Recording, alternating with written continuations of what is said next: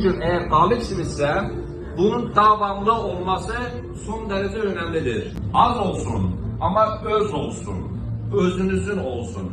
Yani hazıra nazır değil. Bir şeyin mahiyetini ve hikmetini bilmirsinizse aslında siz onu bilmirsiniz. Veya bilmeseydiniz daha faydalıydı, daha ehemmiyetliydi. Kuru ezber bilgilerden uzaklaşıp riyaziyatın içerisine girmeye çalışın. Riyaziyat güzeldir, riyaziyat mükemmeldir, riyaziyat bütün her şeydir. Misallarla belirleyecektim.